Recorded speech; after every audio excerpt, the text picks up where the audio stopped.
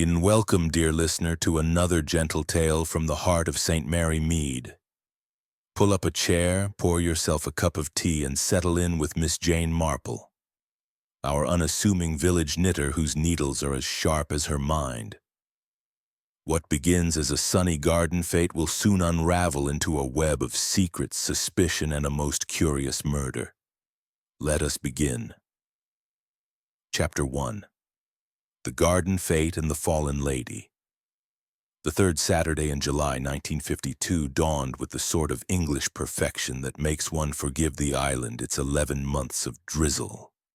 A sky of washed china blue stretched over St. Mary Mead, and the air carried the mingled scents of warm grass, honeysuckle, and the faint, comforting smoke of the baker's oven in the high street. By 10 o'clock the church bells had rung their practiced peal, and by 11 the village was already humming with the small, delicious busyness that precedes a fete. The vicarage lawn, generous, sloping, and ringed by ancient yews, had been commandeered for the occasion. White marquees rose like sails, trestle tables groaned beneath starched linen, and children darted between legs with the single-minded purpose of youth intent on coconut shies and hoopla stalls.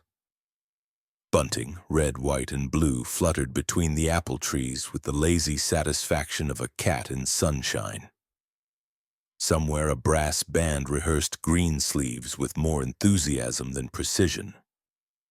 Mrs. Arthur Bantry, Dolly to her friends, and she insisted everyone in St. Mary Mead was a friend, stood at the center of the whirlwind, clipboard in one hand, megaphone in the other, and a hat the size of a cartwheel perched upon her auburn curls. She wore a flowered cotton dress that had once been fashionable in 1938 and was now merely cheerful.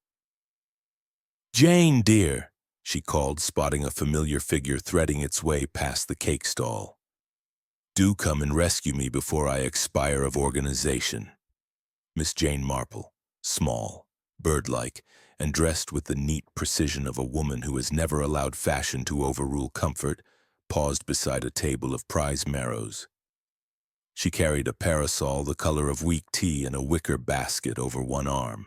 In the basket reposed 3 jars of damson jam, each sealed with wax and labeled in her careful copper plate. Miss J. Marple, St. Mary Mead, 1952.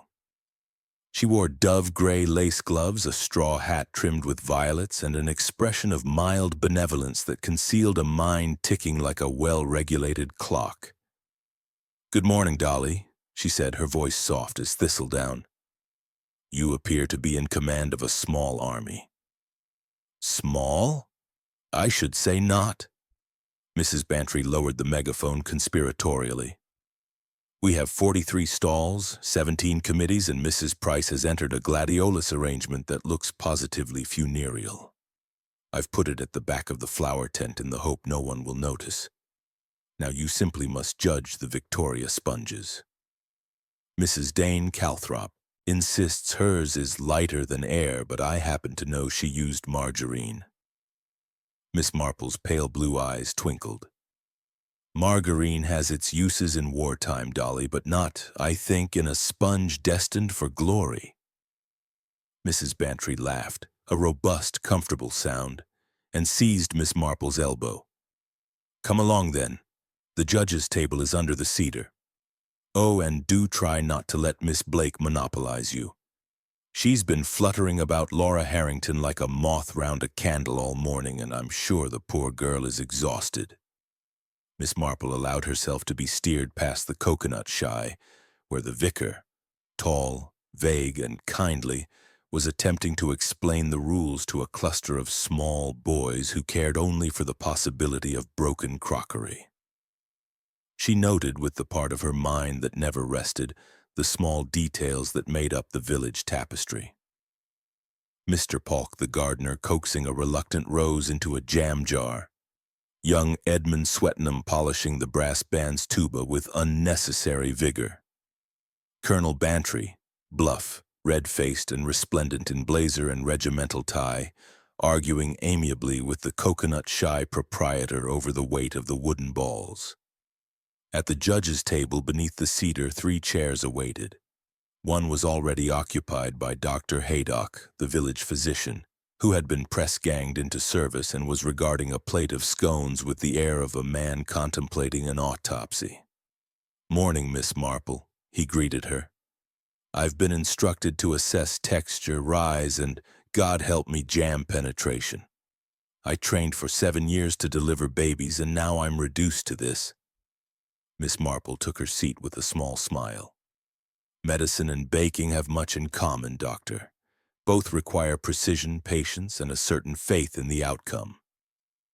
The third judge, Mrs. Dane Calthrop, the vicar's wife, arrived breathless, her gray hair escaping its pins. "I've just escaped the tombola," she announced. "Mrs. Finch is convinced the prizes are rigged because she hasn't won the tinned salmon. Jane, you look cool as a cucumber. Teach me your secret." "Light wool and a shady hat," Miss Marple replied, "and a refusal to run unless absolutely necessary." The judging began. Miss Marple tasted, considered, and made neat notes in a little leather-bound book. Mrs. Dane Calthrop's sponge was indeed light, but the raspberry jam had seeped through to create a damp crater. Mrs. Sims' entry was perfectly symmetrical but tasted faintly of washing soda. In the end, first prize went to Miss Hartnell, whose sponge had the color and texture of a summer cloud and whose jam was homemade black currant of exemplary sharpness. At 2:30, the brass band struck up the Dam Busters' March, and the official opening commenced. The vicar, perspiring gently, made a speech about community spirit and the new church roof fund. Mrs. Laura Harrington, wealthy widow, newcomer to the village, and the fate's most generous patron, was invited to cut the ribbon. She did so with a flourish, her peach silk dress shimmering in the sunlight, her pearls gleaming, her smile practiced and gracious.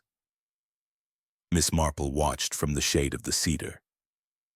Laura Harrington was perhaps 55, though she took care to appear 45. Her hair was an improbable shade of chestnut, her figure corseted into elegance, her voice carried the faint transatlantic drawl of one who had spent too many years in Boston. She had bought the elm 6 months earlier and had since redecorated it in the latest modern style. Glass tables, angular furniture, and a fountain in the rose garden that had caused Mr. Polk actual physical pain. "Such a generous woman," murmured Mrs. Dane Calthrop, following Miss Marple's gaze. £5 for the roof fund, and she's promised new hymn books." "Generosity is a virtue," Miss Marple said mildly, "but it is wise to ascertain whether the left hand knows what the right is doing." Mrs. Dane Calthrop looked puzzled, but before she could inquire further, Mrs. Bantry appeared, flushed and triumphant. "Jane, the flower tent is open. Do come and admire Mrs. Price's gladioli before she notices I've hidden them behind the sweet peas." Miss Marple rose obediently. The flower tent smelled of damp earth and ambition. Arrangements jostled for space. Delphiniums like spears, roses like velvet cushions, and yes, Mrs. Price's gladioli, tall, funereal, and undeniably magenta. Miss Marple paused to admire a modest bowl of cottage pinks entered by old Mrs. Sims, whose arthritic hands had tied each stem with green twine. Outside, the fete continued its cheerful chaos. Children screamed with delight at the lucky dip. Colonel Bantry won a coconut and presented it to his wife with a courtly bow. Young Sylvia Blake, Laura Harrington's companion, a pretty, nervous girl of 28, hovered at her employer's elbow, carrying parcels, adjusting parasols, and looking, Miss Marple thought, as though she might benefit from a fortnight by the sea. At 3:00, the refreshment tent opened. Long tables were laden with sandwiches cut into precise triangles, saffron buns, butterfly cakes, and urns of tea the color of mahogany. Mrs. Swetnam, village gossip and self-appointed guardian of the tea urn, presided with the air of a duchess. She wore a green hat adorned with cherries and an expression that suggested the tea might be poisoned if one did not behave. Miss Marple accepted a cup from Miss Bunner, Mrs. Swetnam's timid assistant, and retreated to a small table beneath a beech tree. She was joined by Miss Hartnell, still flushed with victory, and Miss Weatherby, who had come third in the sponge competition, and was bearing her disappointment with Christian fortitude. "Such a lovely afternoon," Miss Hartnell said, biting into a cucumber sandwich, "though I do think Mrs. Harrington might have worn something less theatrical. Peach silk at a village fete." "She is American," Miss Weatherby pointed out. "They do things differently." Miss Marple sipped her tea. It was strong, hot, and exactly right. She watched Laura Harrington across the lawn. The widow had installed herself at the best table beneath a striped umbrella and was holding court. Roland Harrington, her stepson, 32, charming and feckless, lounged at her side, a glass of lemonade in one hand. He wore a blazer with too many buttons and an expression of polite boredom. Sylvia Blake hovered, pouring tea, passing cakes, her face pale beneath her shady hat. "3 spoons of sugar," Laura Harrington said clearly. "And not a grain more. You know I'm particular, Sylvia." Sylvia obeyed, her hand trembling slightly as she lifted the spode sugar bowl. Peach roses on a cream ground, part of a set Laura had brought from Boston. Miss Marple noted the bowl. It was the only one of its kind on the table. The others were plain white. At 10 minutes past 3, the scream came. It was high, theatrical, and unmistakably Mrs. Swetnam's. It sliced through the brass band's rendering of Colonel Bogey like a knife through butter. "Good heavens!" cried Mrs. Bantry, dropping her clipboard with a clatter. The crowd surged toward the refreshment tent. Miss Marple rose, parasol in hand, and followed at a dignified trot. She was not one for running, but curiosity, tempered by experience, lent wings to her feet. Inside the tent, chaos reigned. Tables had been overset. A Victoria sponge lay tragically on the grass. At the center of the commotion, sprawled across the tea urn like a discarded marionette, lay Mrs. Laura Harrington. Her peach silk dress was immaculate, her pearls still clasped, but her face was an alarming shade of plum. A half-empty cup of tea lay overturned beside her gloved hand, a brown stain spreading across the tablecloth like a bruise. Dr. Haydock pushed through the onlookers. "Stand back, please, give her air." He knelt, felt for a pulse at the wrist, then the throat, and shook his head. Dead. Less than 10 minutes, I'd say. "Poison?" whispered Miss Price, clutching her monstrous gladiolus arrangement as though it might protect her. "Almost certainly," said the doctor grimly. He lifted the cup, sniffed, and recoiled. Bitter almonds? Cyanide. A collective gasp rose like steam. Mrs. Swetnam fainted into the arms of Miss Bunner, who looked as though she might follow suit. Colonel Bantry's face turned the color of port wine. Roland Harrington stood frozen, his lemonade glass slipping from his fingers to shatter on the grass.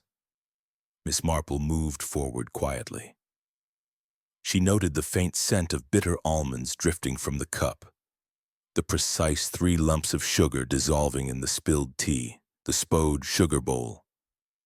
Now on its side, a few grains of white powder scattered like salt. She noted, too, the small, almost imperceptible tremor in Sylvia Blake's hands as the girl stared at her employer's body.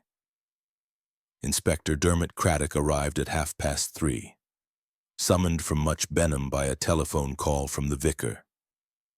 Tall, dark, and politely exasperated, he accepted a cup of tea from Mrs. Dane Calthrop, who had revived sufficiently to offer refreshments, and surveyed the scene with the air of a man who would have preferred a quiet afternoon fishing. "Poison in the tea," Dr. Haydock confirmed. "Fast-acting. She'd have been dead before she hit the ground." "Personal cup?" the inspector asked, eyeing the spode. "Mrs. Harrington always used her own," Mrs. Swetnam said faintly, revived with smelling salts. "Said the village china was chipped, and she took 3 spoons of sugar from her own bowl. Said the village sugar was lumpy." Miss Marple's needles, she had produced her knitting from somewhere about her person, clicked softly. Personal cup, personal sugar. How very convenient for a murderer. The fete was over. The bunting still fluttered, the brass band had fallen silent, and the Victoria sponges lay abandoned.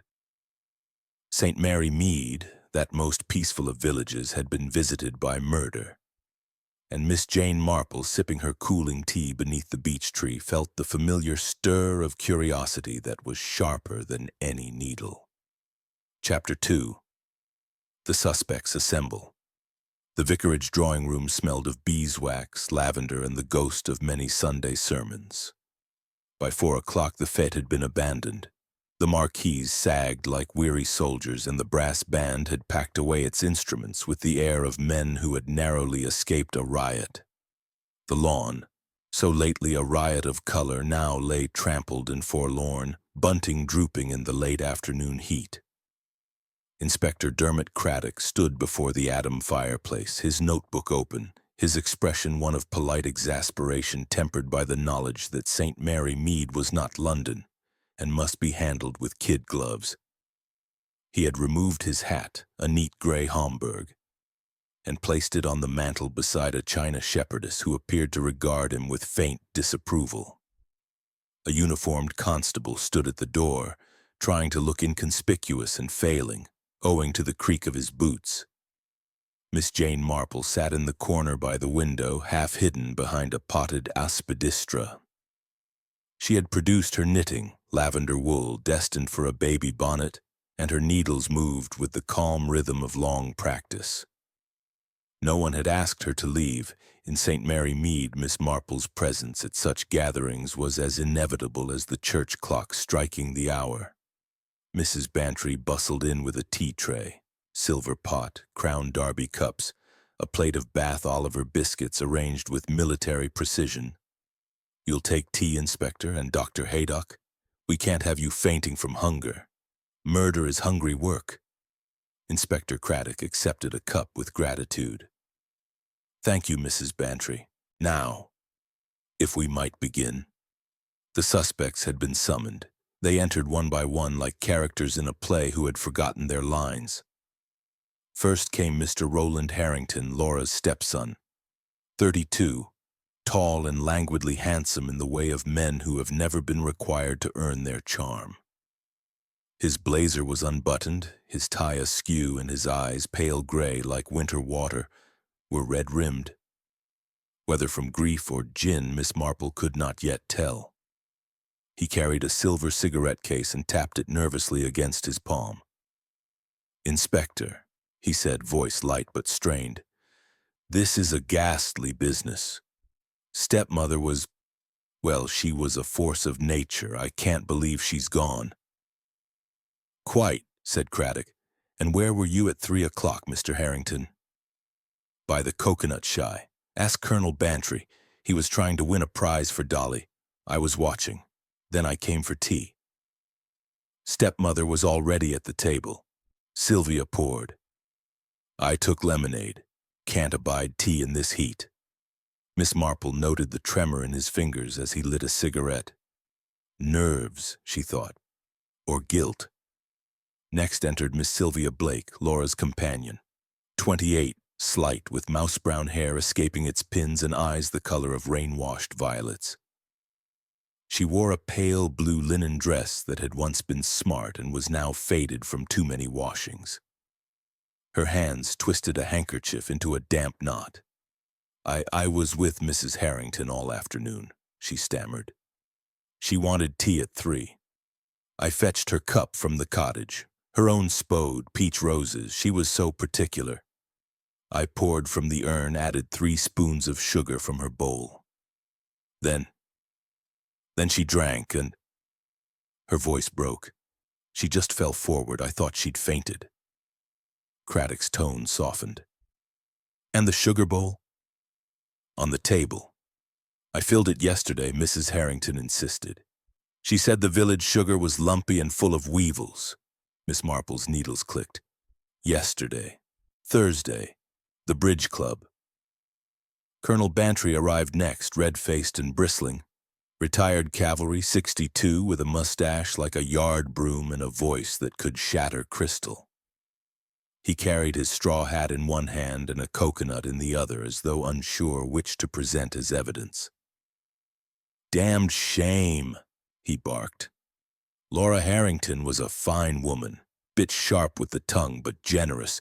Gave £5 to the roof fund. £5, that's more than most."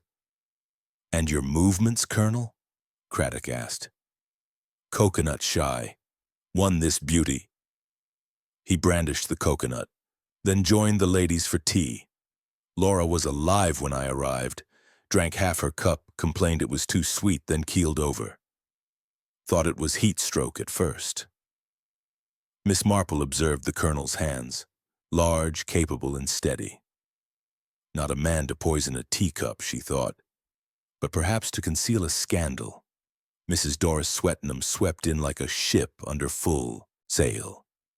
55, stout and formidable, she wore the green cherry hat that had caused such comment and an expression of outraged virtue.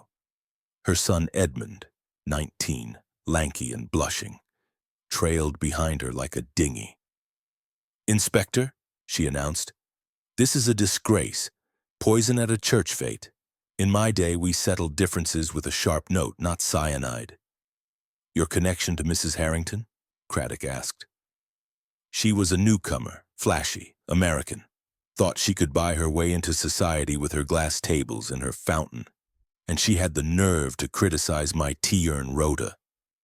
Said I overstewed the leaves." Edmund mumbled something inaudible. His mother elbowed him. "Speak up, boy." I was in the brass band," he said, "and tuba, didn't see anything." Miss Marple noted the boy's eyes, fixed on Sylvia Blake with the hopeless adoration of calf love. Interesting. Last came Mr. Polk, the vicarage gardener. 60, stooped and gentle, he wore corduroys shiny at the knees and a look of bewildered sorrow. His hands, earth-stained and trembling, clutched a flat cap. "I tended the roses, sir," he said to Craddock. "Mrs. Harrington wanted 'em dug up for her blessed fountain. Said hybrid teas were old-fashioned. I told her roses have souls, but she laughed." "Where were you at 3? "Potting shed. Mixing bone meal. Ask young Tommy Finch, he was helping." Craddock made a note. "We'll check." Miss Marple's gaze lingered on Mr. Polk's boots caked with fresh soil. Bone meal, she thought. Or something else. Tea was poured. Biscuits circulated.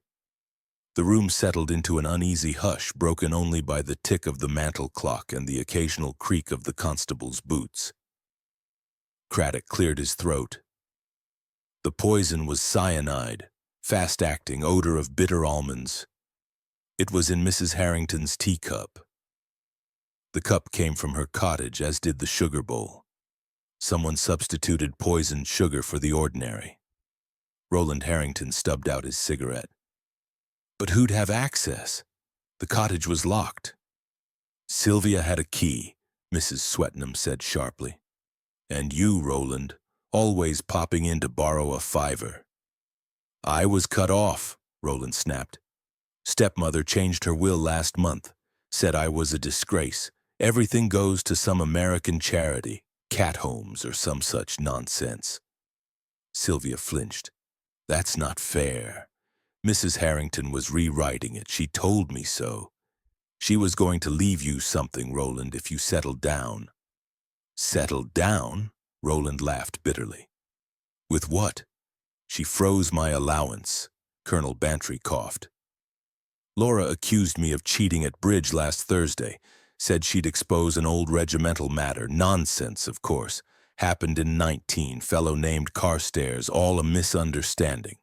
Mrs. Swettenham sniffed. "And my Edmund was jilted by her late husband years ago. Laura wrote the most dreadful letter, called Him Common. I've kept it. Evidence." Mr. Polk said nothing, but his eyes filled with tears. Miss Marple sipped her tea. It was cooling, but she did not mind. She was thinking of sugar bowls and spode cups, of bridge clubs and fountain plans, of love and hate and the small, deadly things people do when they believe no one is watching. Craddock closed his notebook. We'll need statements. No one is to leave the village without permission. Mrs. Bantry refilled cups with the air of a hostess determined to maintain civilization. Inspector, you'll stay to dinner? We've a cold collation. Ham, salad, trifle. Craddock hesitated, then smiled. Thank you, Mrs. Bantry. I'll telephone the station. As the others filed out, Miss Marple remained knitting steadily. When the room was empty save for Craddock and the constable, she spoke. Inspector, the sugar bowl is the key. Mrs. Harrington's own, filled on Thursday. Who had access to the cottage between Thursday evening and this afternoon? Craddock raised an eyebrow. You're suggesting the poison was added in advance? I am suggesting, Miss Marple said gently, that murder is rarely impulsive. Someone planned this with care, and care, Inspector, leaves traces. Craddock looked at her for a long moment. You've a sharp eye, Miss Marple. I have lived a long time, she replied, and I have observed that people are very much alike wherever one goes. The motives may differ, but the methods are often remarkably similar. Outside, the sun dipped behind the yews, casting long shadows across the lawn. The fete was over, but the game, the quiet, deadly game of cat and mouse, had only just begun. Chapter 3. The matter of the sugar bowl. The sun had slipped behind the church spire by the time Miss Marple left the vicarage. Long shadows stretched across the village green like fingers reaching for secrets. The air was still warm, but the day's gaiety had curdled into something watchful and hushed. Curtains twitched in cottage windows. Whispers followed her like the rustle of dry leaves. St. Mary Mead had been shocked into a rare silence. Miss Marple walked slowly, parasol furled, her sensible low-heeled shoes making no sound on the dusty path. She passed the post office, where Miss Blacklock was locking up with the air of one who had seen too much, and the Blue Boar, where Mr. Stringer, the landlord, stood in the doorway polishing a glass that did not need polishing. At the corner by the War Memorial she paused, ostensibly to adjust her glove, but in truth to observe the comings and goings at the elms. Laura Harrington's red brick villa stood at the end of a gravel drive lined with hybrid tea roses, Mr. Paulk's pride, now threatened by the proposed fountain. The gates were closed, a strip of police tape fluttering forlornly, but the side door, the one used by tradesmen, stood ajar. A young constable lounged against the wall, smoking a woodbine and looking bored. Miss Marple approached with the gentle authority of a woman who had known most constables since they were in nappies. Good evening, Tommy. Your mother will be wanting you home for supper. Tommy Finch, 19, freckled and easily flustered, straightened. Miss Marple, I'm on duty like inspector's orders. Of course, she said soothingly. But a cup of tea wouldn't go amiss, would it? I've a flask in my basket, Mrs. Bantry's best Darjeeling, and a slice of seed cake. Tommy's resolve crumbled. Well, just a drop, miss. Can't leave my post, though. Miss Marple produced the flask and a paper-wrapped wedge of cake. While Tommy drank, she chatted idly about the weather, the church roof fund, and the price of sugar.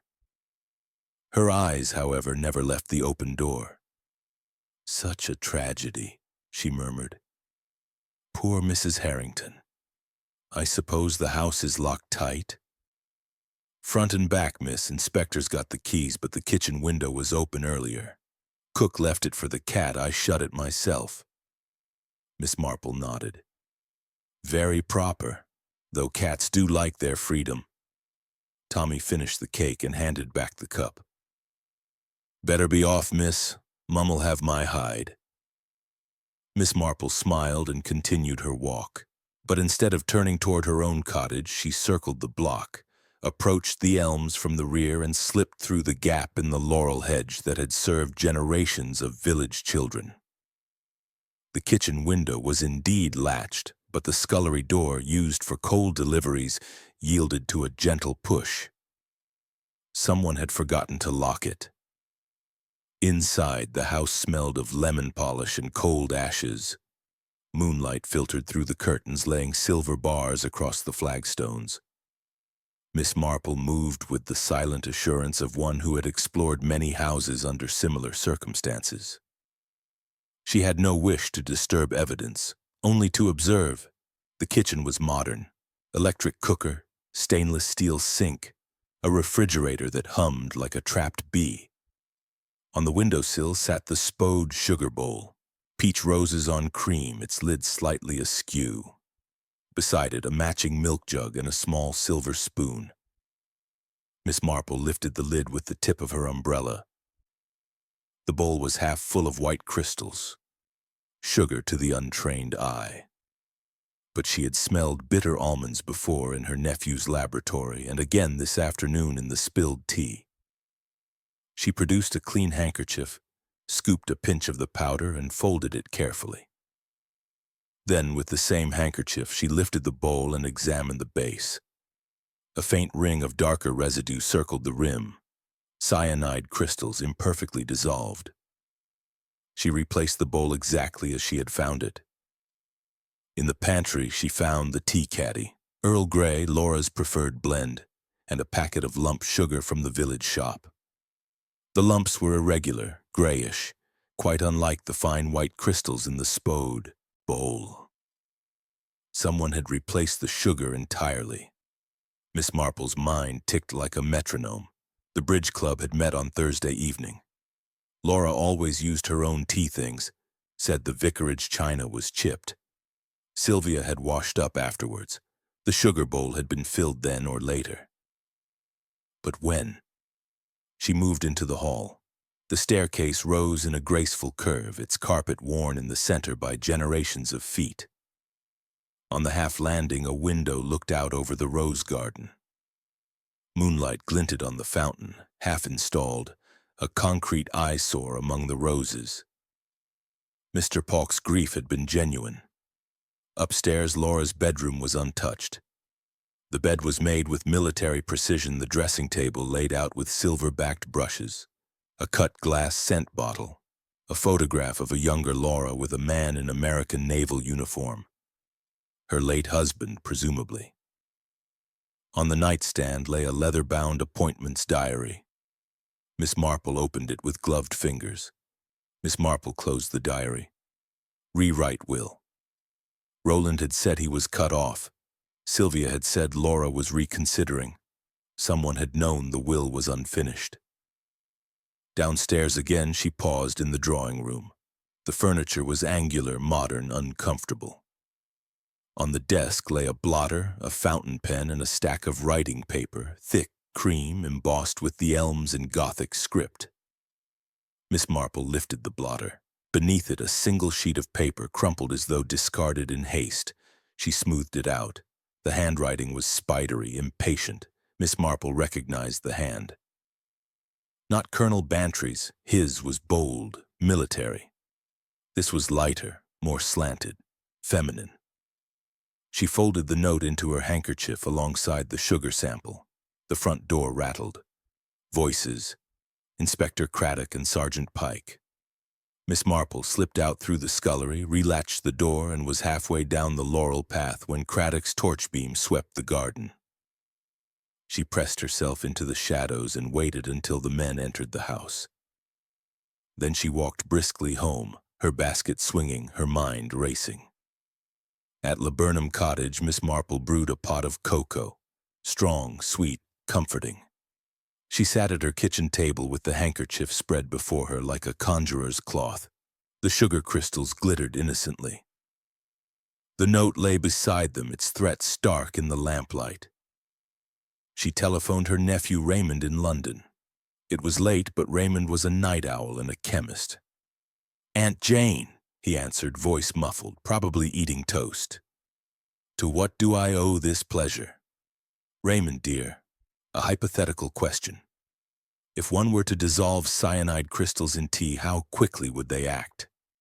"Seconds, if finely ground. Bitter almonds smell unmistakable.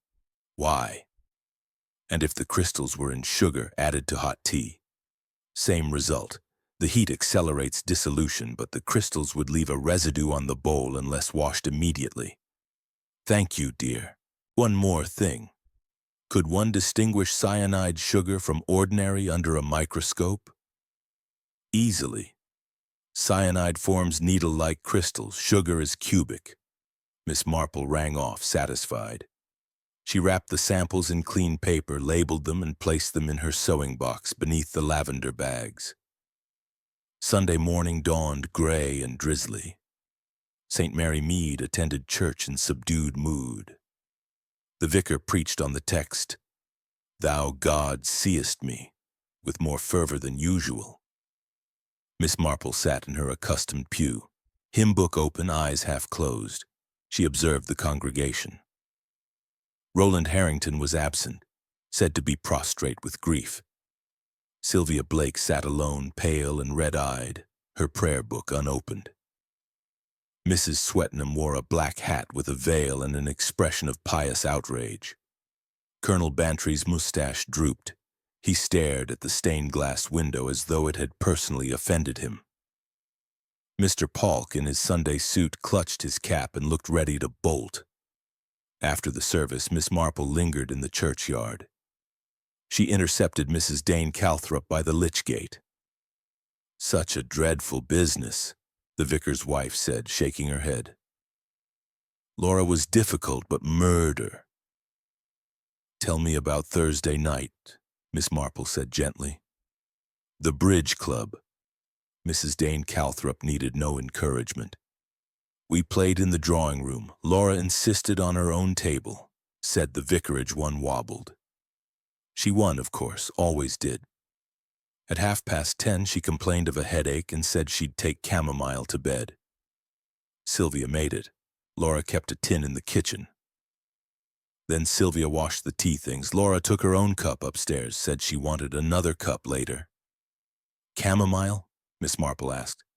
"Was that usual?" "Never. Laura hated the stuff, said it tasted of hay. I thought it odd." "And the sugar bowl?" "On the tray. Laura was most particular, said village sugar was lumpy. She took 3 spoons exactly." Miss Marple thanked her and walked home through the drizzle. Chamomile, she thought, another piece of the puzzle. That afternoon she visited Mrs. Bantry at Gossington Hall. Dolly was in the morning room surrounded by seed catalogues and accounts for the fete. "Jane, thank heavens, I'm drowning in raffle tickets. Sit down, sherry or tea?" "Tea, please." Dolly, who washed Mrs. Harrington's cup after bridge on Thursday. Sylvia, of course. Laura insisted her companion do the honors, said no one else could be trusted with the spode. Why? Just curious. Miss Marple accepted a cup, vicarage china, no chips. And the sugar bowl? Left on the tray. Laura took it to the fete in her handbag. Said she couldn't abide the village sugar. Though between you and me, Jane, our sugar is perfectly good. Miss Marple sipped.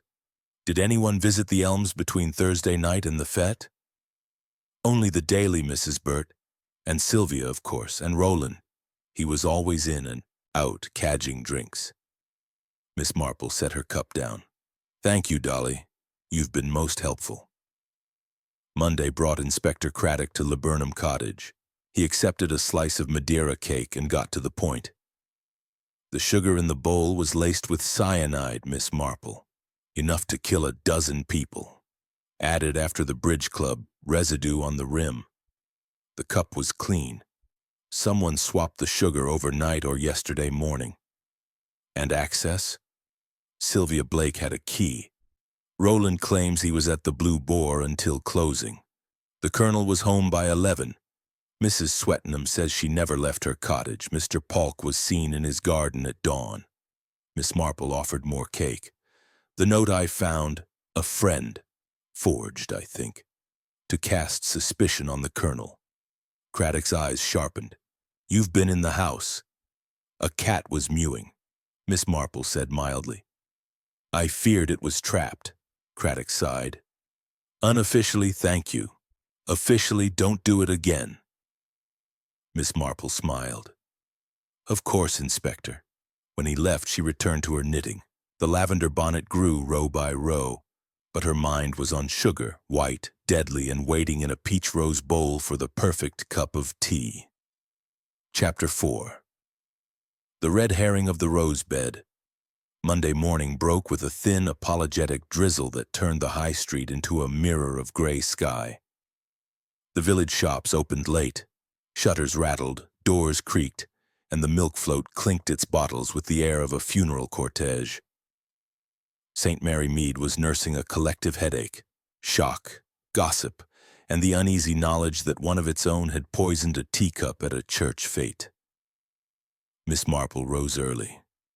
She fed the robin on her windowsill, watered the African violets, and put a cottage loaf to rise beneath a clean tea towel. At 8:30, she donned her mackintosh, took her umbrella, and set out for the police station, a squat red brick building beside the war memorial that had once been the village school. Inspector Craddock was at his desk, surrounded by statements, a half-eaten bacon sandwich, and an expression of weary determination. Sergeant Pike hovered with a clipboard. "Morning, Miss Marple," Craddock greeted her. "Come to confess?" "Only to curiosity," she replied, settling into the visitor's chair. "I wondered if Mr. Polk had been released." Craddock's mouth tightened. "Not yet. We found a brown bottle in his shed, weed killer, label scraped off. Enough cyanide to kill half the county." Miss Marple's eyes did not widen, they merely sharpened. "And the label?" "Gone, but the bottle matches the one Mrs. Burt saw on the scullery shelf last week. Polk swears he never touched it." "May I see him?" Craddock hesitated, then nodded. 5 minutes. He's in the cells, crying like a baby." The cell was small, whitewashed, and smelled of carbolic. Mr. Polk sat on the narrow cot, cap in hands, shoulders bowed. His eyes were red, his cheeks wet. "Miss Marple," he whispered, "I'd never harm a lady, not even her. She wanted my roses gone, but murder? Never." Miss Marple sat beside him. "Mr. Polk, when did you last see Mrs. Harrington's teacup?" "Thursday morning. She left it on the patio after breakfast, said the tea was stewed. I carried it to the kitchen, that's all. The sugar bowl was on the tray." "And the brown bottle?" "Mine, years old. Used it for greenfly. Label fell off in the rain. I keep it locked in the shed." Miss Marple patted his knee. "Courage, Mr. Polk. Roses have survived worse than fountains." She left him with a packet of bullseyes and a promise to speak to the inspector. Outside, the drizzle had thickened. Miss Marple walked to the post office where Miss Blacklock was sorting letters with the grim efficiency of a woman who knew everyone's secrets. "Morning, Miss Marple. Dreadful business. 2 ounces of stamps or gossip?" "Both, if you please." Miss Marple purchased a book of greens and leaned confidentially on the counter. "Did you see anyone near the Elms on Thursday night?" Miss Blacklock's eyes gleamed. "After bridge? Only Mrs. Swetnam. Caught the 11:15 bus back from Much Benham, green hat, cherries bobbing like she was off to a wedding. Odd time for a visit." Miss Marple thanked her and stepped into the drizzle. By noon, the village buzzed with the news of Mr. Polk's arrest. Mrs. Bantry telephoned in a fever. "Jane, they've taken Polk. Dolly's roses will never forgive us. Come to lunch, cold ham, pickled onions, and despair." Miss Marple arrived at Gossington Hall to find Dolly pacing the morning room, Colonel Bantry polishing his medals with unnecessary vigor. "It's nonsense," the colonel barked. "Polk wouldn't poison a slug. Man's got green fingers, not murder in his heart." Miss Marple accepted a plate. "The bottle is a plant, I think. Someone wished to distract us." Dolly poured sherry. "But who?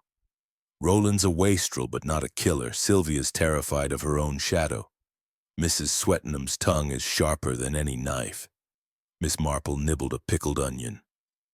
"Tell me about the fountain," the colonel groaned. Laura's folly. Wanted it in the rose bed. Said roses were old-fashioned. Polk begged her to spare them. She laughed. Said he could dig them up himself. That afternoon, Miss Marple visited the vicarage garden. The rose bed was cordoned off, the fountain half installed. A concrete basin surrounded by uprooted hybrid teas. Their scent lingered, bruised and sweet. She knelt, examined the soil. Freshly turned, but no sign of the brown bottle. In the potting shed, she found Tommy Finch sweeping up. "Tommy, did you help Mr. Polk on Thursday?" "Yes, miss. Mixed bone meal for the roses. He was proper upset. Said Mrs. H was killing his beauties." "And the brown bottle?" "Saw it Friday morning on the Woonidas bench. Label gone. Thought it was weed killer." Miss Marple thanked him and walked home through the churchyard. She paused at the Harrington plot, Laura's husband dead these 5 years. The headstone was new, American marble, beloved husband of Laura, lost at sea, no mention of Roland. Tuesday brought sunshine and Inspector Craddock to Laburnum Cottage. He carried a cardboard box. "The bottle's a red herring," he admitted. "Weed killer, yes, but no cyanide. Planted yesterday, soil still damp. Someone wanted us to find it." Miss Marple offered Victoria sponge. "And the sugar residue?" "Confirmed cyanide. Added after Thursday night. The cup was washed, Sylvia's prints only, but the bowl was not washed," Miss Marple finished. "The murderer trusted hot tea to dissolve the crystals." Craddock nodded. "We're releasing Polk, but the village thinks he's guilty." Miss Marple poured tea. "Villages are like gardens, Inspector. Weeds flourish if not pulled early." That evening, Miss Marple took a gentle stroll past the elms. The police tape was gone. The house stood dark. She paused at the gate. Footprints in the flower bed. Small, healed, not Mr. Polk's. She followed them to the kitchen window. The latch had been forced, splinters of wood on the sill. Inside, the sugar bowl was missing. In its place, a note in the same spidery hand. Wednesday morning, she visited Sylvia Blake at her aunt's cottage in Much Benham. The girl was packing, suitcase open, clothes folded with desperate neatness. "I've been dismissed," Sylvia said, eyes swollen. "The solicitor says there's no provision for me. Roland's furious. He says I should have watched her closer." Miss Marple sat beside her. "My dear, did you fill the sugar bowl on Thursday?" Sylvia nodded. After bridge, Mrs. Harrington watched. She always did. 3 spoons exactly. I left it on the tray. "And the brown bottle?" "I never saw it. Cook keeps rat poison in the cellar. Arsenic, not cyanide." Miss Marple patted her hand. "You're leaving?" "Tomorrow. Aunt's found me a post in Torquay. Companion to an elderly lady. I can't stay here." Miss Marple noted the girl's trembling lips. Fear, she thought. Or guilt. Thursday. Market day. Miss Marple bought eggs, a bunch of mint, and gossip. At the butcher's, Mrs. Finch confided that Tommy had seen Roland Harrington arguing with Sylvia outside the post office on Saturday morning. "Shouting fit to wake the dead," Mrs. Finch said. "Something about waiting." At the draper's, Miss Hartnell whispered that Mrs. Swettenham had ordered black gloves. "For the funeral," she says, but we all know she's gloating. Miss Marple returned home to find Inspector Craddock on her doorstep. "Roland's alibi checks," he said. "Blue Boar until closing. But Sylvia's aunt says the girl was out until midnight on Thursday. Walked to Much Benham and back. Claims she needed air." Miss Marple invited him in. "And the Colonel?" "Bridge at the club until 10. Home by 11. Mrs. Bantry confirms." They sat in the parlor. Miss Marple produced the forged note and the sugar sample. "The handwriting matches Mrs. Swettenham's," she said. "I compared it to her entry in the Fate Flower competition. The slant, the looped Ys." Craddock's eyes narrowed. "But why?" Resentment, Miss Marple said. Years of it, and opportunity, the 11:15 bus. Craddock stood. We'll bring her in for questioning. Miss Marple poured more tea. Gently, Inspector, she's proud. Pride is a brittle thing. That afternoon, Mr. Polk was released. He arrived at Laburnum Cottage with a bunch of sweetheart roses, eyes shining. Miss Marple, you're an angel. The inspector says I'm clear. Miss Marple accepted the roses. Plant them in your own garden, Mr. Polk. Some things are worth saving. Chapter 5. The Bridge Club Alibi. The first week of August slipped in like a cat through an open window, warm, languid, and full of secrets. St. Mary Mead had resumed its outward calm. Milk bottles clinked at dawn, the church clock struck with dependable pomp, and the postman peddled his rounds with the air of a man who knew exactly which letters would set tongues wagging. Yet beneath the surface, suspicion rippled like heat haze. Mr. Polk was free, but the village still watched him sideways. Mrs. Swetnam wore mourning as though it were a medal. Roland Harrington had taken to long walks with a hip flask. Sylvia Blake had vanished to Torquay, leaving only a forwarding address and a suitcase of regrets. Miss Marple spent her mornings in the garden, her afternoons with correspondence, and her evenings knitting a shawl the color of damson jam. She had not been idle. The sugar sample and the forged note lay locked in her bureau beneath a layer of lavender sachets. She had written to her chemist nephew, to an old friend at Scotland Yard, and, most daringly, to the solicitor in Much Benham who had drawn up Laura Harrington's will. Replies were trickling in like summer rain. On Wednesday the 8th, Inspector Craddock arrived at Laburnum Cottage with a folder thick as a seed catalogue. He refused tea, said he was drowning in it, and spread papers across Miss Marple's gate-legged table. We've reconstructed Thursday night, he began. Bridge at the Elms, 8 sharp. Players, Mrs. Harrington, Mrs. Swetnam, Miss Price, Mrs. Dane Calthrop, tea at 10:30. Sylvia washed the cups. Laura took her spode cup upstairs for chamomile.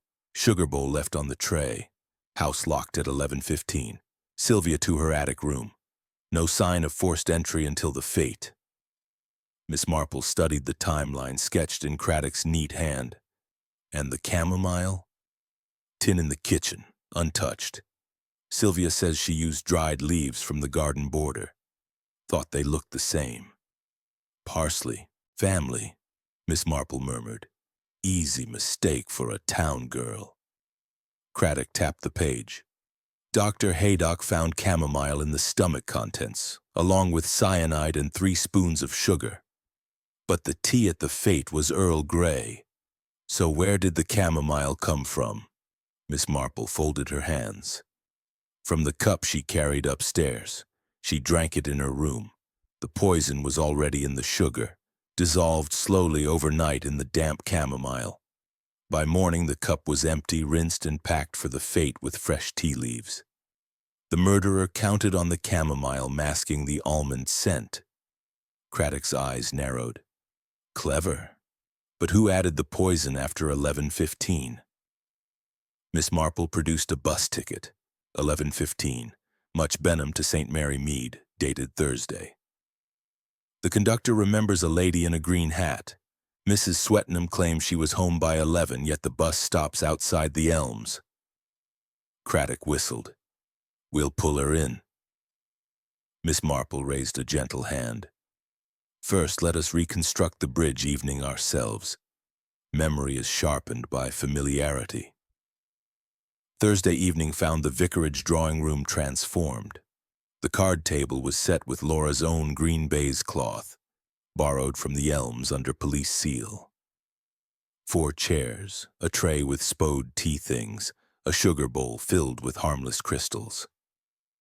Mrs. Dane Calthrop, Miss Price, and Mrs. Swetnam had been persuaded to attend for clarity. Mrs. Swetnam arrived in rustling black silk, her mouth a thin line of disapproval. Really, Inspector, she said, this is ghoulish. Procedure, madam, Craddock replied. Please take your places. Miss Marple sat quietly in the corner, knitting a border of lace. She watched as the women settled. Mrs. Dane Calthrop fumbled the cards, always had. Miss Price bid with nervous precision. Mrs. Swetnam played like a woman settling a grudge. At 10:30, Sylvia, borrowed from Torquay for the evening, entered with the tea tray. She poured, trembling slightly. Mrs. Swetnam took 1 spoon, Miss Price none, Mrs. Dane Calthrop 2.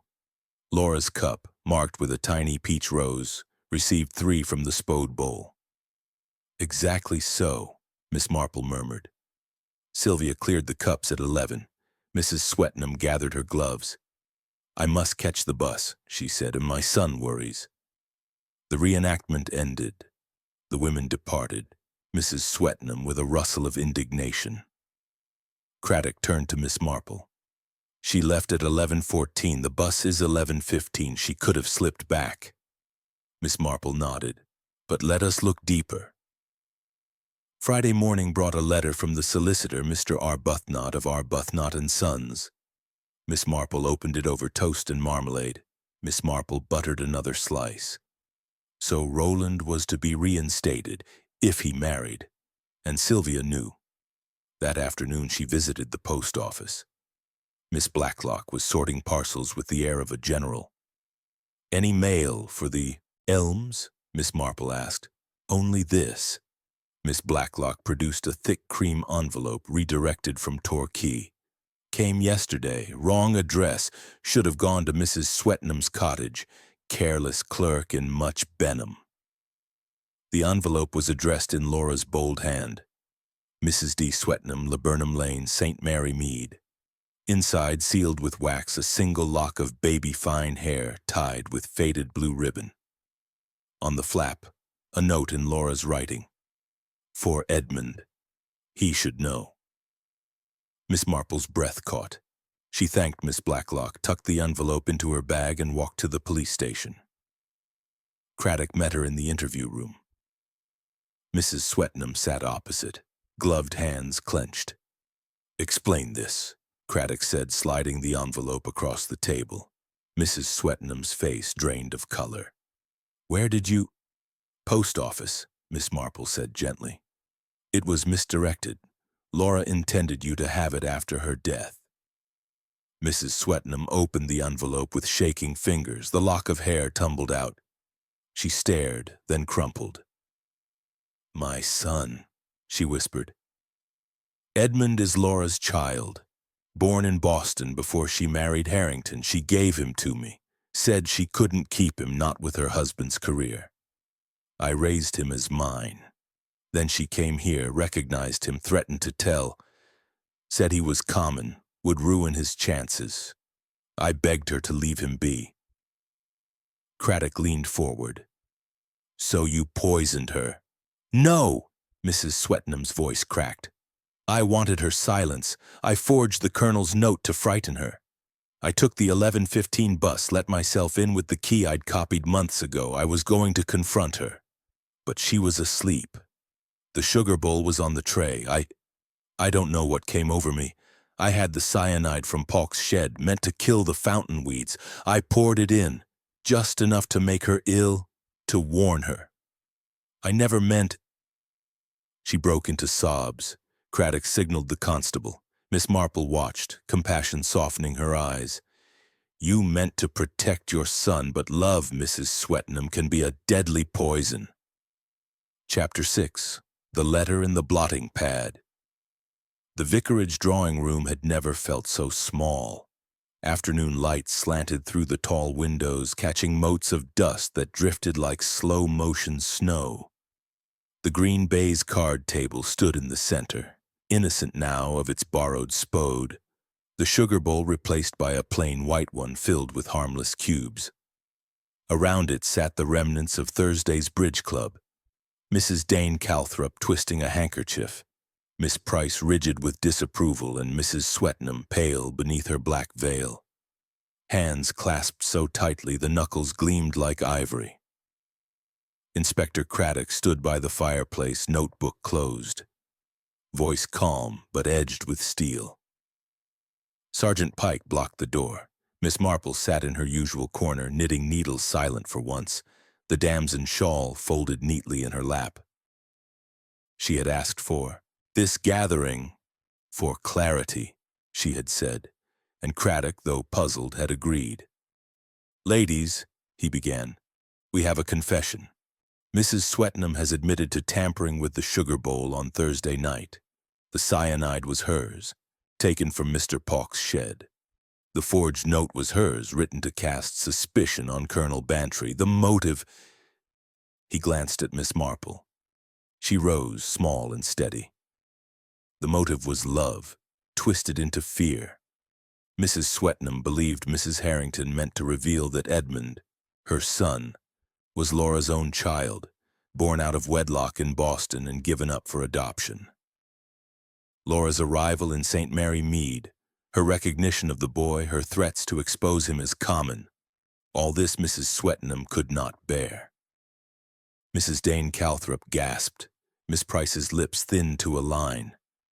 Mrs. Swetnam stared at the carpet, tears sliding silently. Miss Marple continued, voice gentle as rain on leaves. On Thursday, after bridge, Mrs. Swetnam took the 11:15 bus back from Much Benham. She let herself into the Elms with a copied key. Laura was asleep. The sugar bowl sat on the tray. Mrs. Swetnam intended only to frighten, perhaps to sicken. But cyanide is not a gentle poison. 3 spoons in hot tea, and Laura was dead before the fate began. Silence. Then Mrs. Swetnam spoke, voice cracked and raw. "I never meant murder. I wanted her to leave us alone.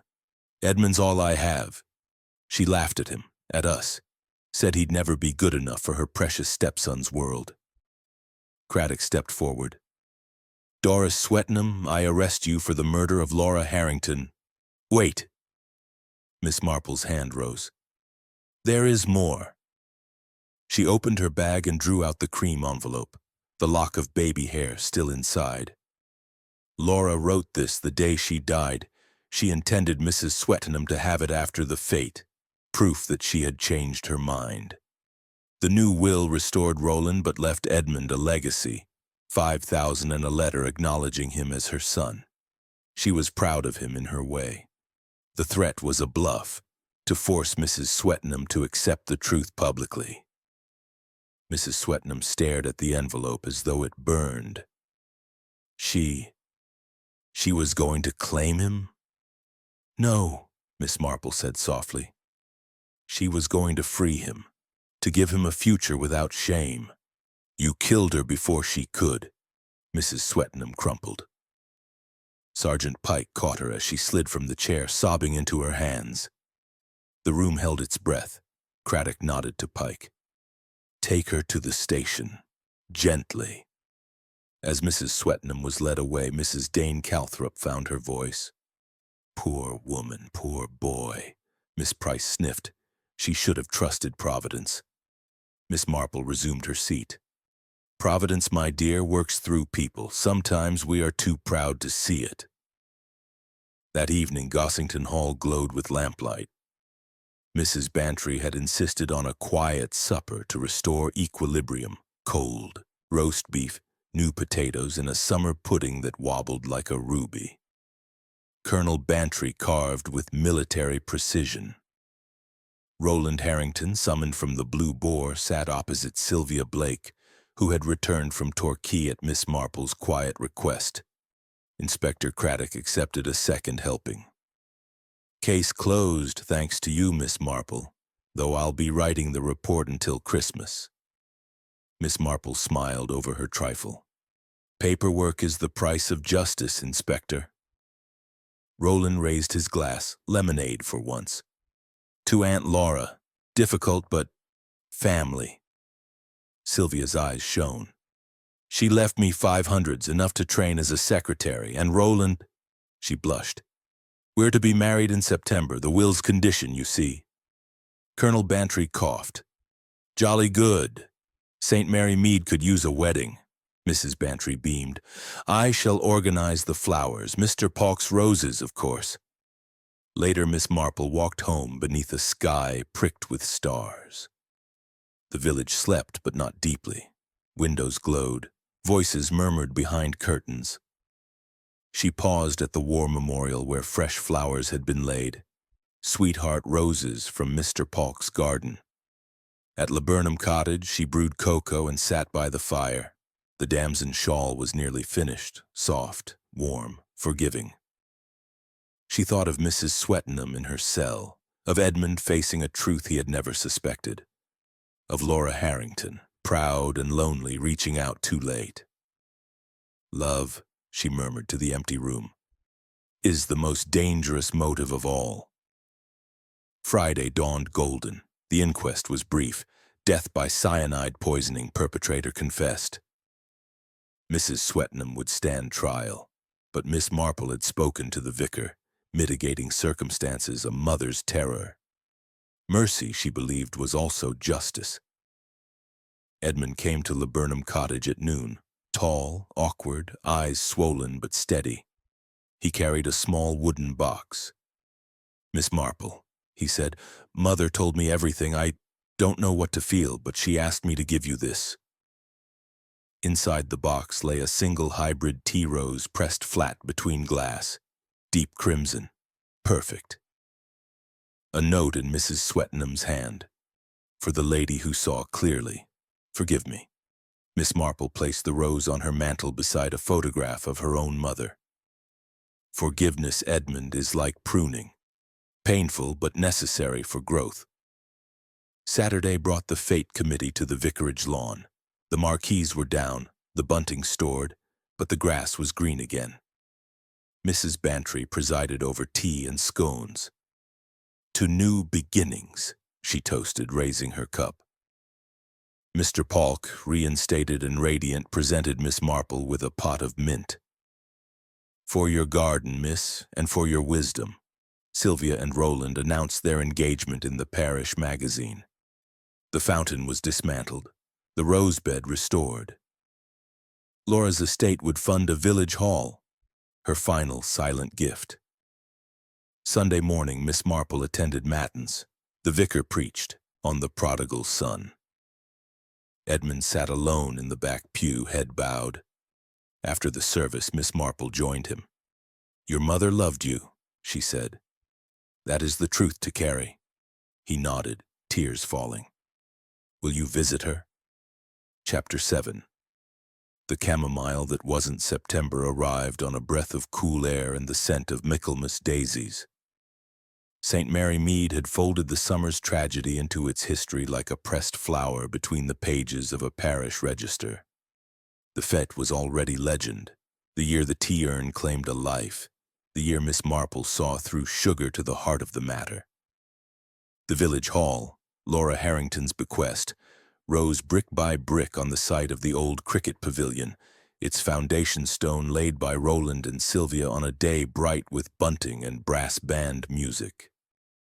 Mrs. Swettenham's trial came and went in the assize court at Much Benham. The courtroom was packed with villagers in Sunday best, hats clutched like shields. Miss Marple sat in the public gallery, gloved hands folded, face serene. The evidence was laid out with merciless clarity. The bus ticket, the forged note, the cyanide residue, the lock of baby hair. Mrs. Swettenham stood in the dock, thinner now, the green cherry hat replaced by a plain black one. She did not look at the jury when she spoke. "I acted to protect my son. I believed Mrs. Harrington meant him harm. I was wrong. I ask only that Edmund be spared further pain." The jury was out for less than an hour. Manslaughter, not murder, diminished responsibility, a mother's terror. 10 years. The sentence was greeted with a collective sigh, half relief, half sorrow. Edmund sat in the front row, white-faced, clutching the wooden box that held the pressed rose. When his mother was led away, he did not follow. Miss Marple met him in the corridor. "She asked me to tell you she's sorry," he said, voice cracking, "and that the roses will wait." Miss Marple pressed a small jar of damson jam into his hands. "Prison gardens are surprisingly fine, Edmund. Take her this." and visit. Mothers need their sons even when they've strayed. October painted the village in gold and russet. The new hall opened with a harvest supper, long tables, paper lanterns, a trestle groaning beneath apple pies and plum cake. Roland and Sylvia, newly married, cut the ribbon. Sylvia wore a simple cream dress and a smile that had learned to trust happiness. Roland, sober for 3 months, carried himself with the cautious pride of a man given a second chance. Miss Marple sat at the honorary table between Mrs. Bantry and Dr. Haydock. The doctor raised a glass of elderflower cordial. "To absent friends," he said quietly, "and to those who see justice done with kindness." Miss Marple inclined her head. "To second bloomings." Across the room, Edmund helped serve tea. He had taken a clerkship at the solicitor's office in Much Benham. Mr. Arbuthnot, moved by the boy's steadiness, had offered it the day after the trial.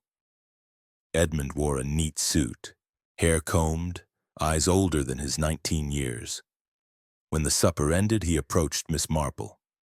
"I've been to see Mother," he said. "Every Sunday she's teaching the other women to grow sweet peas in pots. Says it keeps her sane." Miss Marple smiled. "Sweet peas are forgiving. They climb toward the light even in poor soil." November brought the first frost. The Elms was sold to a young couple from London who planned to keep the rose garden. "Such a feature," the wife said.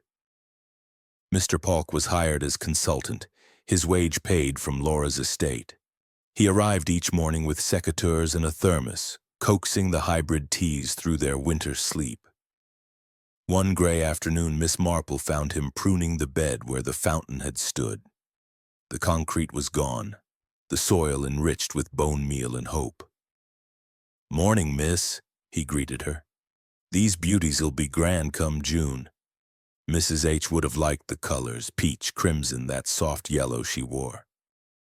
Miss Marple studied the canes, bare now but promising. "Some things improve with pruning, Mr. Polk. Even people." He nodded, eyes misty. "Edmund's bringing his mum a cutting in spring. Says she's earned a garden again." December draped the village in quiet. The hall hosted carol services, children's nativity plays, a whist drive that raised $27 for the church roof. Miss Marple attended everything, knitting scarves for the Christmas bazaar, her fingers never still. On Christmas Eve, she walked to the prison in Much Benham with a hamper. Damson jam, shortbread, a tiny potted cyclamen. The wardress, a kind woman with a son in the Navy, accepted it with a smile. "She'll have it in her cell, miss, and the boys visit tomorrow. That's the best gift." January snow muffled the village. The hall became a refuge. Soup kitchens, knitting circles, a lending library in the corner Laura's money had built.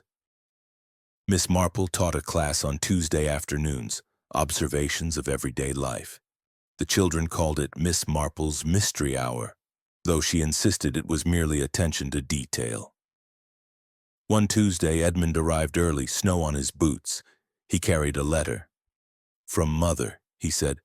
"She's been moved to an open prison. They've given her a patch of garden. She wants you to choose the roses." Miss Marple read the letter, written in Mrs. Swettenham's careful copperplate. "Tell Miss Marple I've learned to wait. Sweet peas take time, but they climb." She folded the letter and smiled. "We'll send her Zephyrine Druhan, thornless, fragrant, blooms twice, a rose for second chances." February thawed into March. The first crocuses pushed through the churchyard soil. Roland and Sylvia announced a baby due in September, Laura's grandchild, though she would never know. The village prepared for another fete, smaller this time but determined.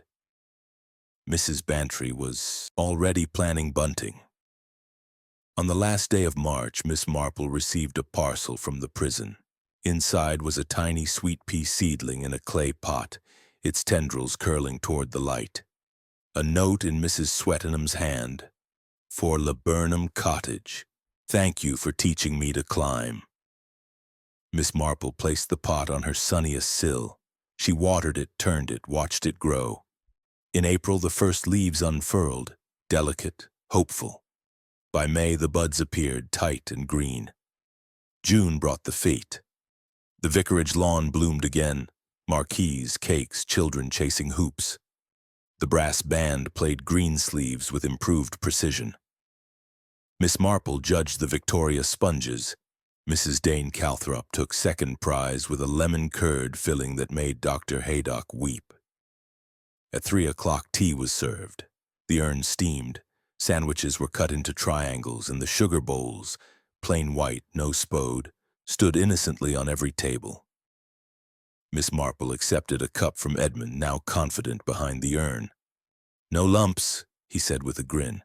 "Only cubes." She sipped. Perfect.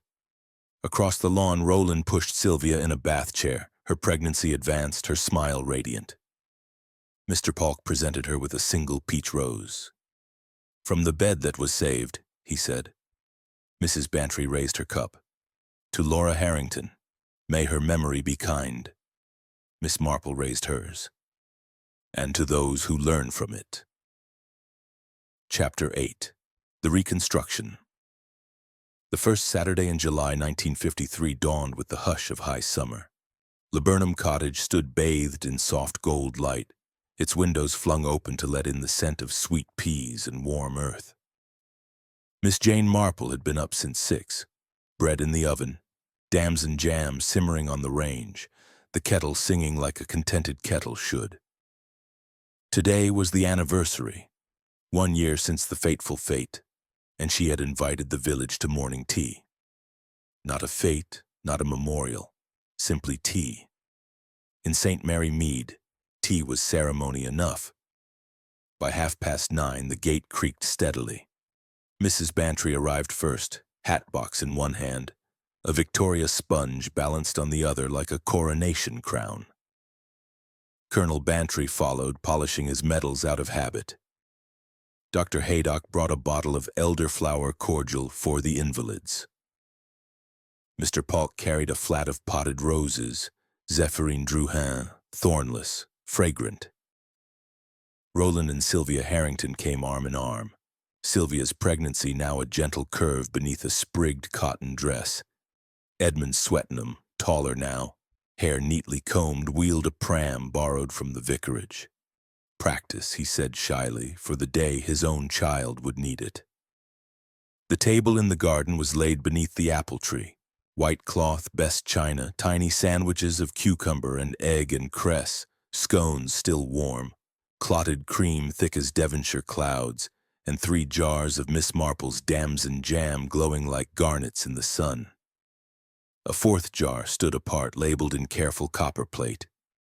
For D. Swettenham, HMP, Hollowell. Miss Marple greeted each guest with the same small smile.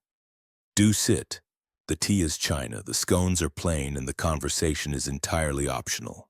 Mrs. Bantry plumped herself down. Jane, you've outdone Buckingham Palace, though I still say we should have held this in the new hall. The hall is for fates, Miss Marple replied, pouring amber streams into cups.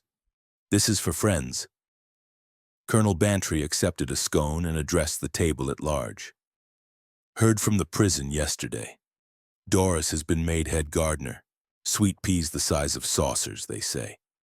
Edmund flushed but did not look away. She sent me a photograph. Rows of them, pink, white, purple. Says they remind her of hope.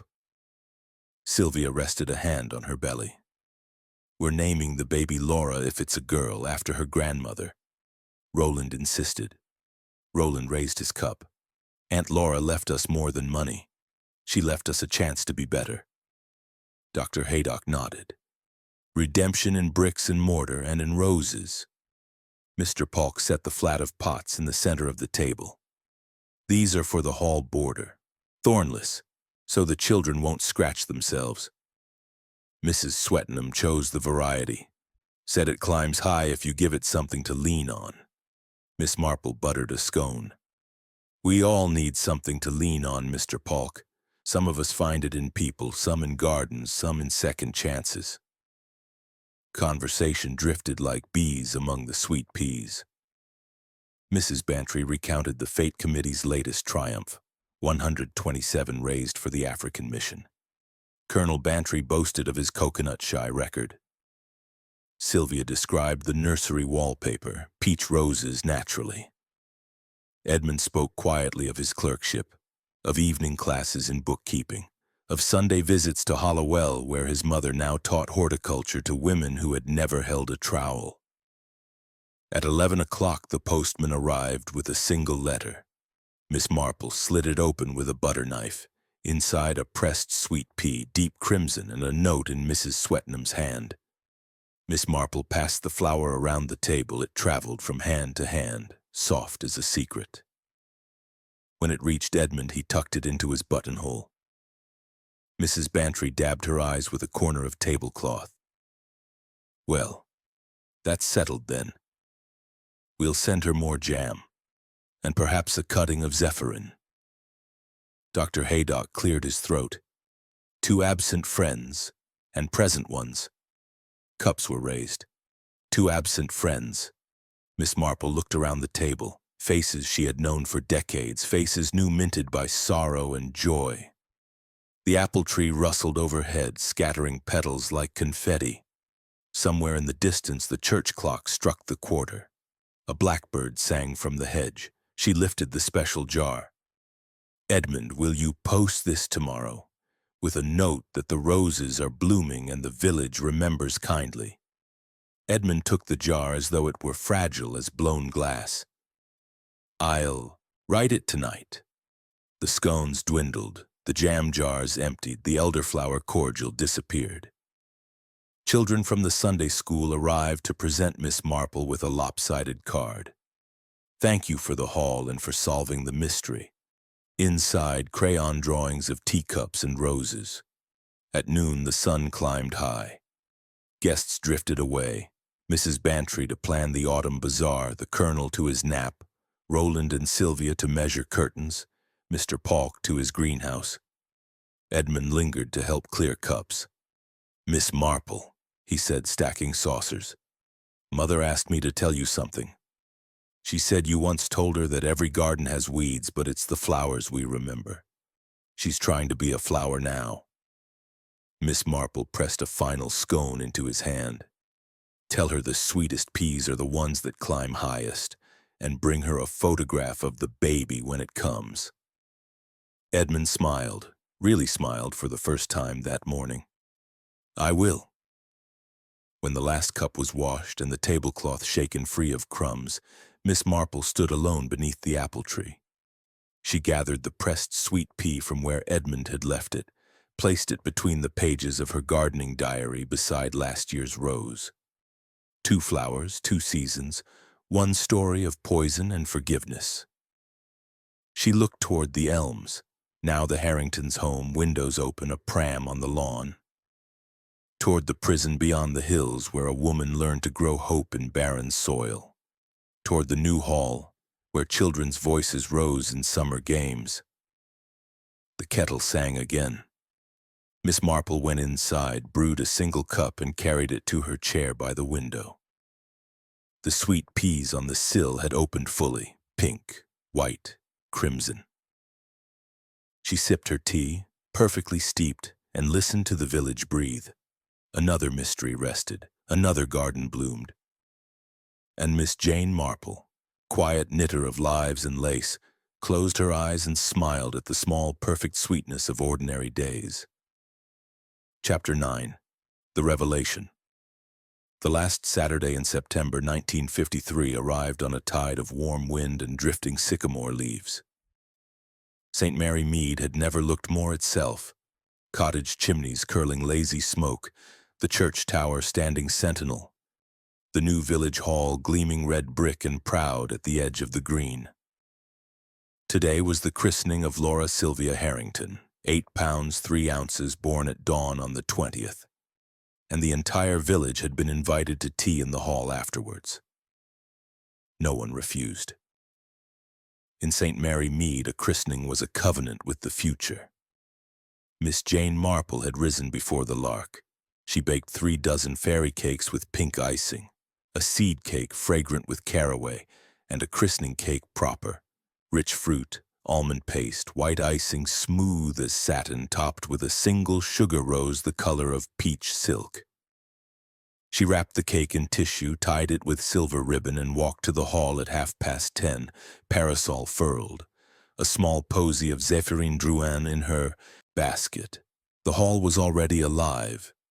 Bunting, pink and white this time, fluttered from the rafters. Long tables were draped in starched linen. Children darted between legs like minnows.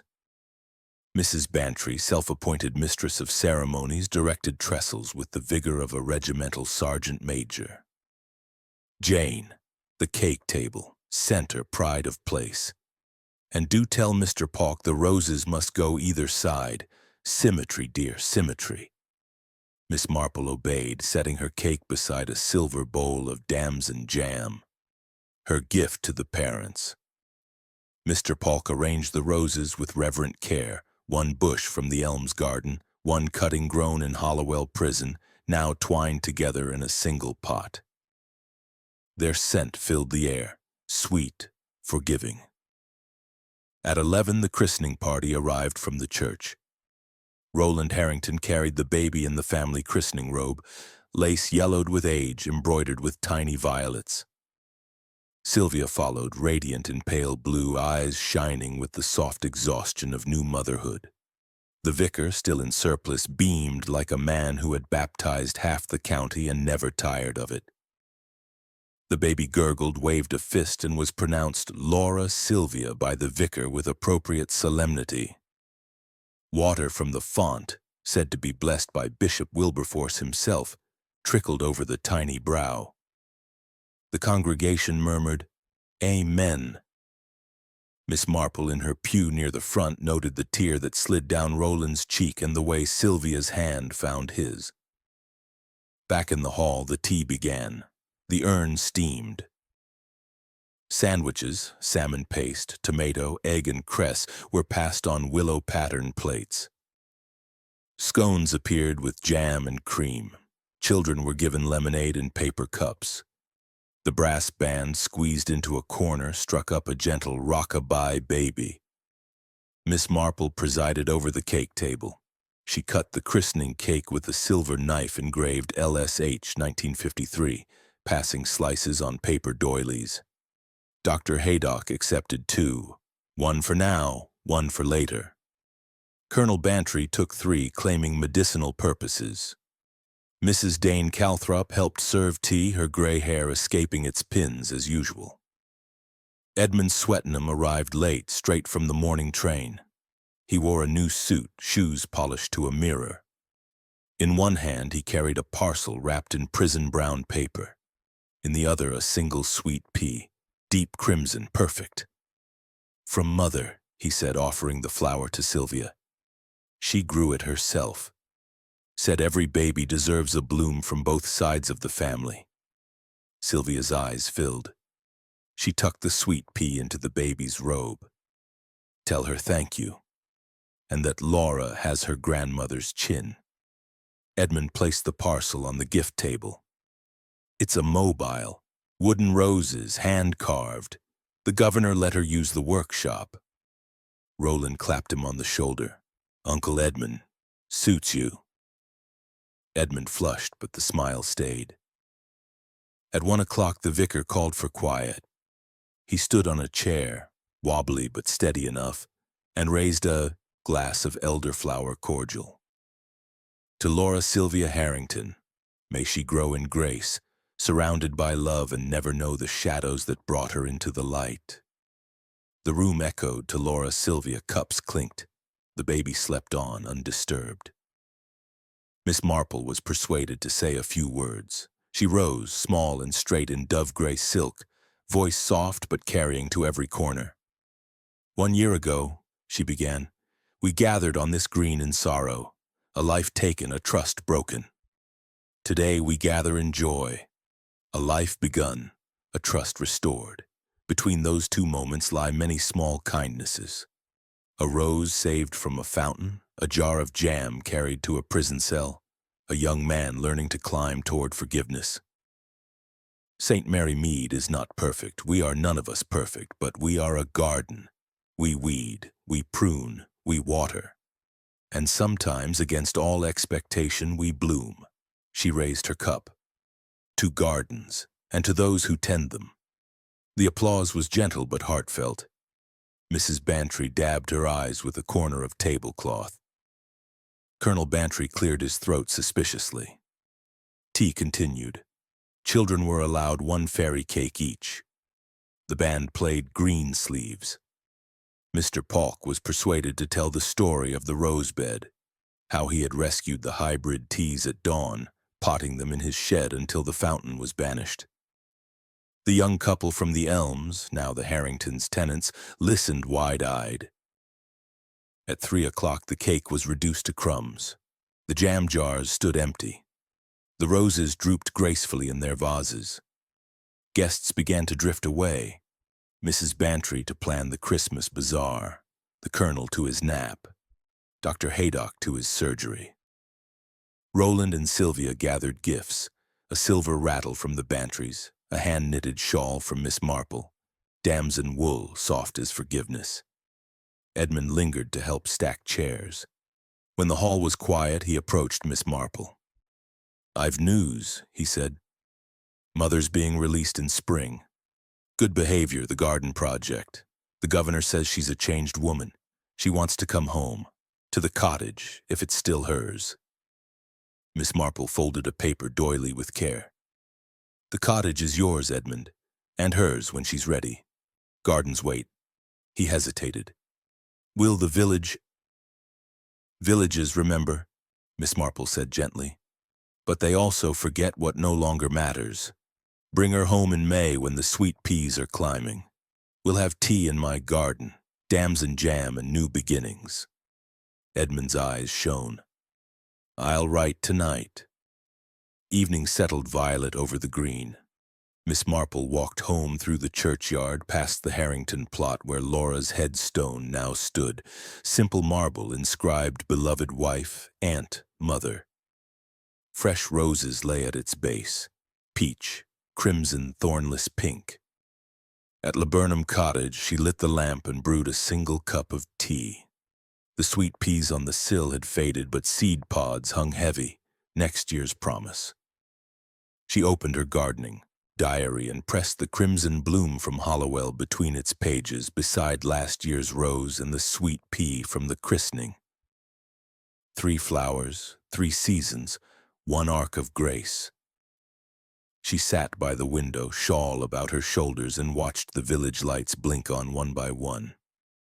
The hall stood dark now, but tomorrow it would host the brownies, then the whist drive, then the nativity rehearsals. Life, like gardens, moved in cycles. The church clock struck 9. A blackbird sang from the apple tree. Miss Marple sipped her tea, perfectly steeped, 1 sugar, and smiled at the small, sweet certainty that tomorrow would bring another ordinary miracle. Chapter 10. Morning Tea and Damson Jam. The second Saturday in May 1954 unfolded like the final page of a well-loved book. St. Mary Mead wore its spring finery, lilac heavy in the hedges, apple blossom drifting like snow. The new village hall's windows opened to let in the scent of warm bread from the baker's van. Miss Jane Marple had sent out invitations on thick cream cards. Morning tea, Laburnum Cottage, 10 o'clock to welcome a friend home. And the village responded as one. In St. Mary Mead, an invitation from Miss Marple was not declined. She had been up since 5. The cottage gleamed, floors beeswaxed, windows polished, the best spode, borrowed from Sylvia, set on a lace cloth. In the kitchen, scones rose golden in the oven. Damson jam simmered in 3 shining jars, and a Victoria sponge waited under a glass dome, its filling the color of summer strawberries. On the mantel stood the pressed flowers, the crimson rose from the rosebed, the sweet pea from the christening, the Hollowell bloom from Edmund. Today she added a 4th, a tiny sprig of Zéphirine Drouhin, thornless and fragrant, cut at dawn. At 9:30, the gate began its familiar creak. Mrs. Bantry arrived first, arms full of early sweet peas from Gossington. "For the table, Jane. And for Doris. She always loved the scent." Colonel Bantry followed, medals gleaming, carrying a bottle of his best sloe gin for medicinal purposes. Dr. Haydock brought a jar of honey from his bees. Mr. Polk wheeled a barrow of potted roses, Zephyrine, now in full bud. Roland and Sylvia Harrington came with 8-month-old Laura in a perambulator, the baby waving a rattle like a scepter. Edmund Swetnam arrived last, stepping down from the Much Benham bus, a small suitcase in one hand, his mother's arm in the other.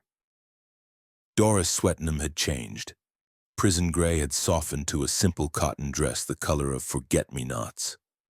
Her hair was neatly pinned, her eyes clear, her hands, once clenched in fear, now gentle on the handle of a canvas bag. She paused at the gate, taking in the cottage, the garden. The faces turned toward her with cautious welcome. Miss Marple met her on the path. "Doris, the kettle is on, the scones are warm, and the village is ready to remember kindly." Mrs. Swetnam's voice trembled. "I wasn't sure anyone would come." Miss Marple took her arm. "We are a garden, my dear. Weeds are pulled, but the soil is enriched by what was once broken." Inside, the table was set beneath the apple tree, white cloth, pink sweet peas in silver vases, the spode glowing. The guests settled. Mrs. Bantry pouring tea with ceremony, the colonel carving seed cake, Dr. Haydock passing honey. Baby Laura gurgled in Sylvia's lap, reaching for a sugar rose on the christening cake, now a year old but carefully preserved. Roland lifted her high, laughing as she crowed. Edmund guided his mother to the place of honor. "Sit, Mum. Miss Marple saved you the chair with the cushion." Mrs. Swetnam sat, hands folded, eyes bright with unshed tears. "I don't deserve this." "Nonsense," Mrs. Bantry said briskly. "You've served your time, tended your garden, and grown sweet peas the size of saucers. That's redemption enough for any village." Conversation flowed like the tea, gentle, warm, careful at first, then easier. Mr. Polk spoke of the rose bed, now a glory of peach and crimson. "Your cutting's the star, Doris, blooms twice, just like you said." Dr. Haydock recounted the prison garden's prize at the county show, first place for sweet peas. Sylvia described Laura's first steps, 3 wobbly paces toward the perambulator's rattle. Roland admitted he'd taken up bookkeeping with Edmund to keep the estate solvent. Miss Marple listened, pouring refills, passing scones. When the plates were empty and the jam jars scraped clean, she rose. "1 year ago," she began, "we feared a poison in our tea. Today we share it freely. Between those moments lie many small mercies. A rose saved, a letter delivered, a mother's love turned from fear to hope. Doris has climbed her wall as sweet peas do. Let us toast her return and the village that made room for it." She raised her cup. "To homecomings." The table echoed to homecomings. Cups clinked. Baby Laura clapped sticky hands. Mrs. Swetnam stood, voice steady now. "I have something to say." She opened her canvas bag and drew out a wooden box, hand-carved, polished to a glow. Inside lay a mobile. Tiny roses, sweet peas, a sugar bowl no bigger than a thimble, all suspended on silver threads. "For Laura," she said, offering it to Sylvia, "so she'll know her grandmother's story. Not the poison, but the blooming." Sylvia's eyes filled. She hung the mobile above the perambulator. The roses spun gently in the breeze, catching the light. Edmund produced a second gift, a photograph in a simple frame. Doris in the prison garden, kneeling among sweet peas, smiling at the camera. On the back in her copper plate, "For St. Mary Mead. Thank you for letting me come home." Miss Marple accepted it with a nod. It will hang in the hall beside the foundation stone, a reminder that every garden has its seasons. The sun climbed high. Children arrived to present Mrs. Swettenham with a posy. Daisies, buttercups, a single zephyrine bud. She knelt to thank them, tears falling freely now. The colonel offered his handkerchief. Mrs. Bantry produced a second. Dr. Haydock pretended to examine the sky for rain. At noon, the guests began to drift away. Mrs. Bantry to the autumn bazaar plans, the colonel to his roses, Roland and Sylvia to the baby's nap. Mr. Polk wheeled his barrow home, promising Doris a cutting for her own patch. Edmund walked his mother to their cottage, her arm in his, the suitcase light between them. Miss Marple stood alone beneath the apple tree. She gathered the pressed flowers from the mantel, the rose, the sweet peas, the zephyrine sprig, and placed them in her gardening diary. 4 blooms, 4 seasons, 1 story of poison turned to perfume. She closed the book and set it beside the spode sugar bowl, now filled with harmless cubes, a gift from Sylvia. The kettle sang again. She brewed a single cup, carried it to her chair by the window, and watched the village settle into afternoon. The hall stood quiet, but tomorrow it would host the brownies, then the whist drive, then the harvest supper. Life, like sweet peas, climbed toward the light. The church clock struck 1. A blackbird sang from the apple tree. Miss Marple sipped her tea, perfectly steeped, 1 sugar, and smiled at the small, perfect sweetness of a village that had learned to forgive. Another mystery rested, another garden bloomed, and Miss Jane Marple, gentle knitter of lives and lace, closed her eyes and listened to the quiet heartbeat of home.